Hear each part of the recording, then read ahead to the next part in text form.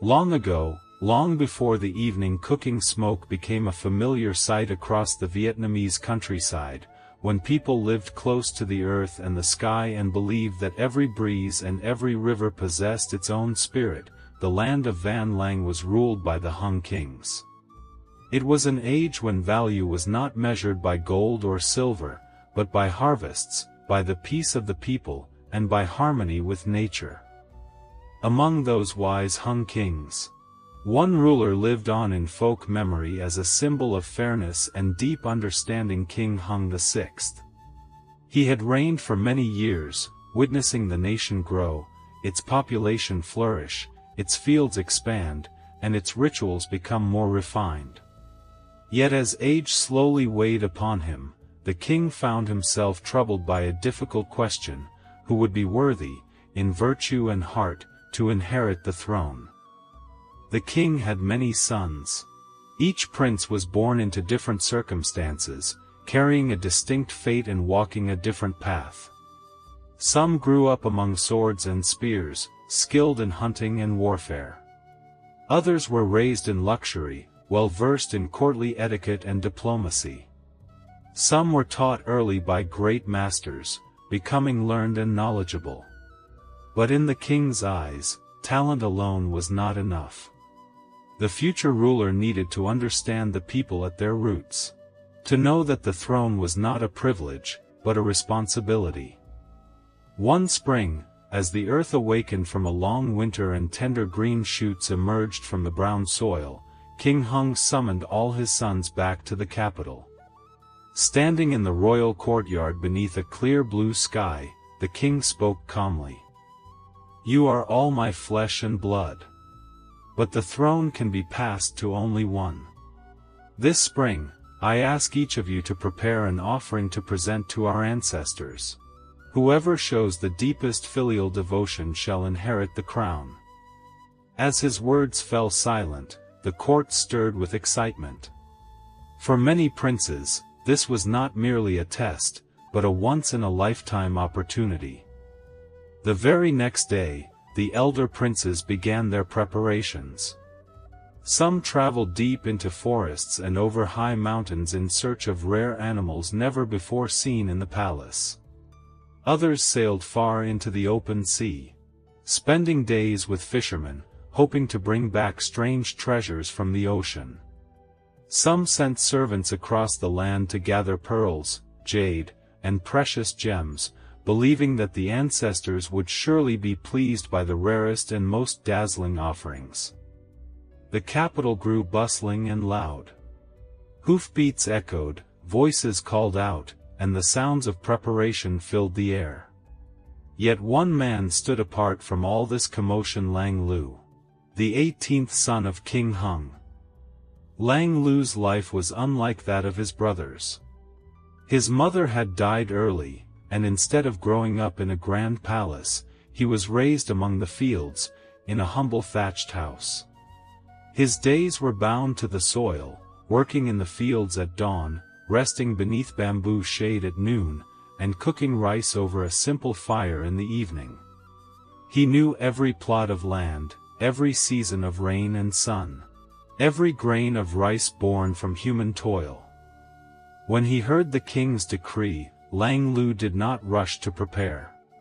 He knew well that he possessed neither gold nor jewels, nor the means to travel far in search of rare treasures. Yet this realization weighed heavily on his heart. How could he offer something worthy to his ancestors with only his 2 hands and a small piece of land? The final days of the year passed slowly. Cold northern winds slipped through the thatched roof, bringing a sharp chill. At night, Lang Liu sat by the fire, watching a pot of rice quietly simmer. The flickering flames illuminated the white grains in his bowl, and he thought of the countless generations who had labored in the fields to produce this simple food. Could it be, he wondered, that the greatest treasure in the world lies not in distant places, but within everyday life itself? As the Lunar New Year approached, Lang Liu drifted into a restless sleep.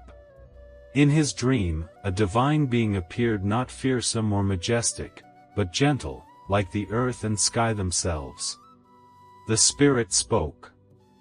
The most precious offering is not what is rare, but what sustains life. Rice is the essence of heaven and earth, formed by rain, sunlight, and human labor. Use rice as your offering. Take heaven and earth as your forms, and filial devotion as your core. With that, the Spirit vanished. Lang Liu awoke, his back damp with sweat, yet his mind felt strangely clear. He knew what he must do. The next morning, Lang Liu set to work. He chose the finest fragrant glutinous rice, full and white, saved from the best harvest. He soaked mung beans, steamed them, and ground them into a smooth paste. He selected pork from a pig raised at home, fed on bran and vegetables, grown alongside the fields. He wrapped one cake in a square shape, symbolizing the earth, the source that nourishes all life. Wrapped in green leaves and tied with soft bamboo strips, it held rice, beans, and meat within the essentials of daily life. He named it Bánh Chưng. Then he pounded glutinous rice into a fine dough and shaped it into a round cake, symbolizing the sky vast and embracing. This he called Bánh Dày. The day of offerings arrived. One by one, the princes presented their gifts. The royal courtyard shimmered with exotic delicacies and rare treasures. When it was Lang Liu's turn, his two simple cakes were placed upon the ancestral altar. King Hung tasted the Bánh Chưng, then the Bánh Dày. The flavors were plain yet rich, warm and comforting like the homeland itself. The king remained silent for a long time. In that moment, he understood that this son not only knew ritual, but understood the true way of being human. King Hung passed the throne to Lang Liu. From that day on, Bánh Chưng and Bánh Dày became sacred offerings every Lunar New Year, reminding generations that no matter how far one travels, one must never forget the earth and the origins that nurtured them. And even today, whenever pots of Bánh Chưng glow red over fire on the final night of the year, that ancient story quietly comes alive once more, enduring and gentle like the very soul of the Vietnamese people. After inheriting the throne, Lang Liu did not immediately leave his old thatched house. He stayed for several more days, harvesting the last rice crop with the villagers and sitting by the fire listening to elders tell old tales. He believed that if he ever forgot the scent of wet earth on his feet or the sound of wind through bamboo, the throne would become hollow.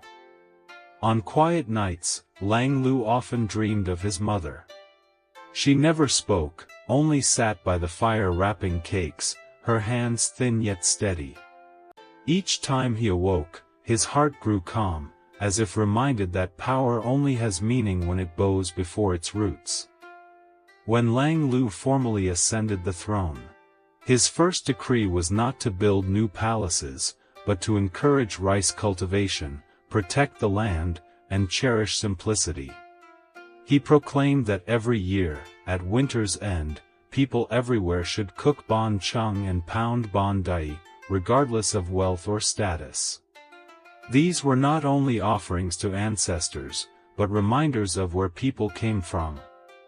In distant regions of high mountains and deep rivers, the story of the two cakes spread slowly, like underground water. Some added forest leaves, others mixed in red beans, yet though the forms changed, the meaning remained whole. Earth and sky, yin and yang, human beings standing between them, learning to live in harmony.